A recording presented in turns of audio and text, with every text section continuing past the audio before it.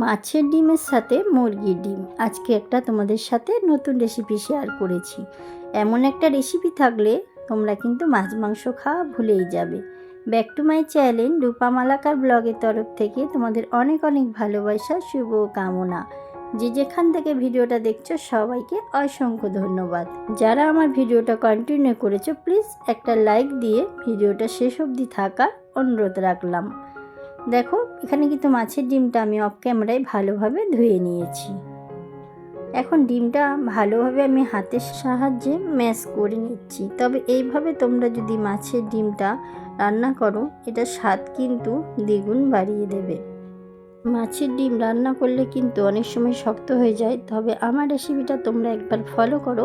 দেখো দুর্দান্ত স্বাদের একটা মাছের ডিমের রেসিপি তোমাদের সাথে শেয়ার করেছি। আর মাছের ডিমের ভেতরটা কিন্তু একদম নরম। তোমরা এইভাবে বাড়িতে একটাবার হলেও ট্রাই করে দেখবে। এখন দেখতে পাচ্ছ এইভাবে কিন্তু ভালোভাবে আমি ম্যাশ করে নিই। তোমাদের অসংখ্য ধন্যবাদ আমার ভিডিওতে এত সুন্দর সুন্দর কমেন্ট করার জন্য। তোমাদের সুন্দর কমেন্ট দ্বিতীয় দিন কিন্তু একটা ভিডিও করা উৎসাহ তোমরাই কিন্তু আমার এনে দাও। এখন কিন্তু আমার ভালো মতো ডিমটা ম্যাশ করা হয়ে গেছে। আর এই অংশগুলো এখন আমি ফেলে দেব। অ্যাড করে দেব একটা মুরগির ডিম।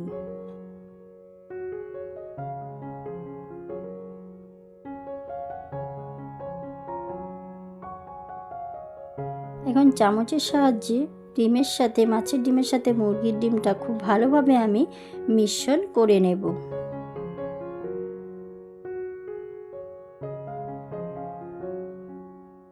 তারপর এখানে অ্যাড করে দিলাম কুচিয়ে রাখা, ছোট ছোট করে কুচিয়েছি একটা পেঁয়াজটা কিন্তু এখানে আমি অ্যাড করে দিলাম।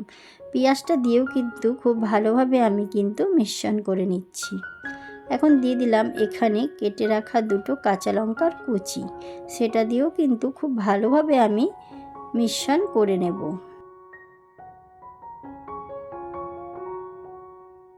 দিয়ে দিলাম পরিমাণ মতন লবণ, তারপরে দিয়ে দিলাম পরিমাণ মতন হলুদের গুঁড়ো,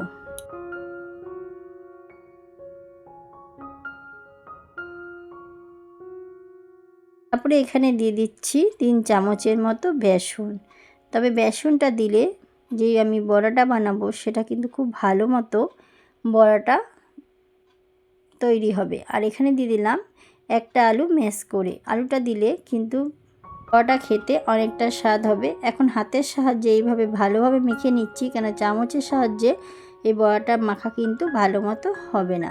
এখন আমি এটা মেখে কিছুক্ষণের জন্য রেস্টে রেখে দেব।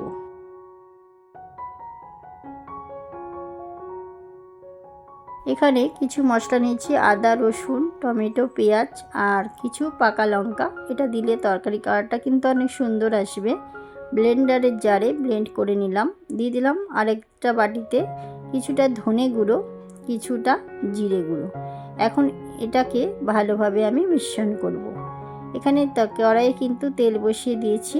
আর এখন আমি এই মশলাটাকে সামান্য জল দিয়ে খুব ভালোভাবে মিশ্রণ করে কিছুক্ষণের জন্য রেখে দেব। দেখো বন্ধুরা মশলাটা কালারটা কতটা সুন্দর এসছে, যেহেতু লঙ্কাটা আমার পুরো পাকা ছিল। এখানে কিন্তু আমার কোনো ঝাল লঙ্কা বা কালার করার জন্য কাশ্মীরি লঙ্কা ব্যবহার করতে হবে না। এখন তেলটা কিন্তু আমার ভালো মতো গরম হয়ে এসেছে।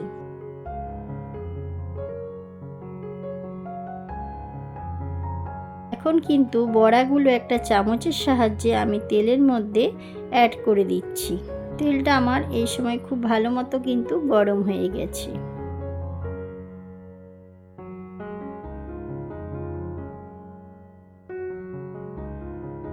এখন বড়াগুলো এক পিঠ কিন্তু আমার ভালো মতো ভাজা হয়ে গেছে। আর বড়াগুলো যেহেতু আমি অনেকগুলো একসাথে দিয়েছি তাই লেগে গেছে, তবে সমস্যা নেই, বড়াগুলো আমার ছেড়ে যাবে। এখন দেখো এক পিঠ উল্টে দিলাম।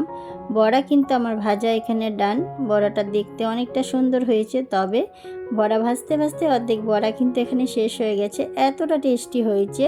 এরকম কিন্তু তোমরা ভাজা বড়া ডালের সাথেও তোমরা খেতে পারো, খেতে কিন্তু অনেকটা স্বাদ লাগবে। এখন দেখো বড়াগুলো ভাজা আমার কমপ্লিট। চলো মূল রেসিপিতে আমি এখন ফিরে যাব।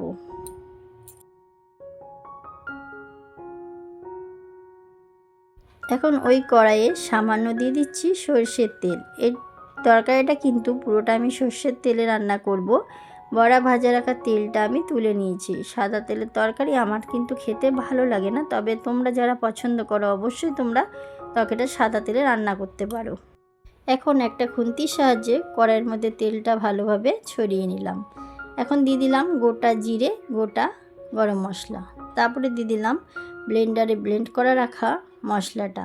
এখানে মশলাটা যেহেতু পুরোটা আমি পাকা লঙ্কায় বানিয়েছি, তাই এখানে কালার করার জন্য আমার কোনো কাশ্মীরি লঙ্কা ব্যবহার করতে হবে না। আর লঙ্কাটা আমি অনেকটাই দিয়েছি, যার জন্য এখানে ঝাল লঙ্কারও প্রয়োজন পড়বে না। এখানে দিয়ে দিলাম এখন সামান্য হলুদের গুঁড়ো, দিয়ে দিলাম সামান্য পরিমাণে লবণ।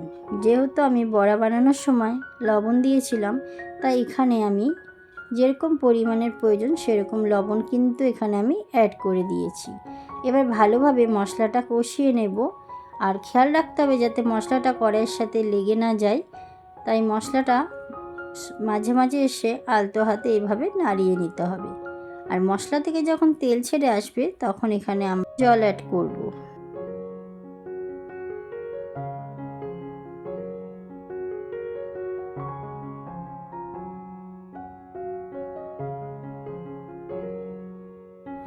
এখানে মশলার বাটিটা একটু সামান্য জল দিয়ে ধুয়ে এখানে দিয়ে দিলাম একটু সামান্য জল, যাতে মশলাটা কড়াইয়ের সাথে লেগে না যায়, তাই সামান্য জল দিয়ে খুব ভালোভাবে মশলাটা কিন্তু আমি কষিয়ে নিচ্ছি।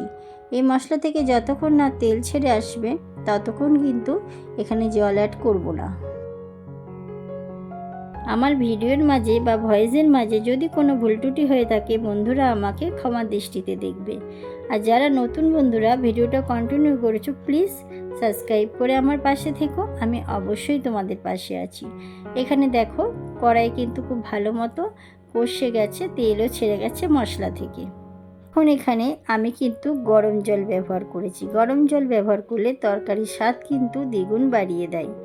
এখন দেখো এখানে আমার কিন্তু খুব ভালো মতো জলটা ফুটে এসছে, ঝোলটা। এখন অ্যাড করে দিলাম এখানে ভেজে রাখা বড়াগুলো দিয়ে কিছুক্ষণের জন্য কিন্তু একটা ঢাকনার সাহায্যে ঢাকা দিয়ে রেখেছিলাম, যেটা অফ ক্যামেরায় দিয়েছিলাম। এখন দেখো বন্ধুরা কত সুন্দর কালার এসছে, যে পাকা লঙ্কা দিয়ে টমেটো দিয়ে যে আমি রান্নাটা করেছি দেখে মনেই হচ্ছে না, মনে হচ্ছে এখানে যেন আমি কাশ্মীরি লঙ্কা বা লাল লঙ্কা ইউজ করেছি, এতটা সুন্দর কালার এসছে। তবে বন্ধুরা তোমাদের কেমন লাগলো তোমরা অবশ্যই আমাকে একটা কমেন্টে জানিয়ে যাবে। নামাবার আগে দিয়ে দিলাম সামান্য গরম মশলা দিয়ে ভালোভাবে আমি এটাকে মিশিয়ে নেব, গরম মশলার সাথে মিশ্রণ করে নেব। আর তোমাদের বাড়িতে যদি ধনেপাতা থাকে অবশ্যই ধনেপাতাটা এখানে ব্যবহার করবে। আমার কাছে ছিল না, তাই আমি স্কিপ করে গেছি। এখন দেখো আমি কিন্তু বড়াটা একটা বাটির মধ্যে সার্ভ করে নিচ্ছি। তবে কতটা ঝোল আছে দেখো তোমাদের সাথে শেয়ার করছি, পুরো ঝোলটাই কিন্তু বড়াতে টেনে নিয়েছে। এমন একটা রেসিপি যদি গরম ধোয়া ওঠা ভাতে থাকে তোমরা কিন্তু মাছ মাংস খাওয়া ভুলেই যাবে। সবাইকে অসংখ্য ধন্যবাদ আমার ভিডিও জুড়ে এতক্ষণ থাকার জন্য। সবাই ভালো থেকো, সুস্থ থেকো। কালকে একটা নতুন রেসিপির সাথে তোমাদের সাথে দেখা হবে। অবশ্যই তোমরা একটা কমেন্টে জানাবে তোমাদের কেমন লাগলো। কমেন্টে অপেক্ষায় থাকলাম। সবাইকে টাটা।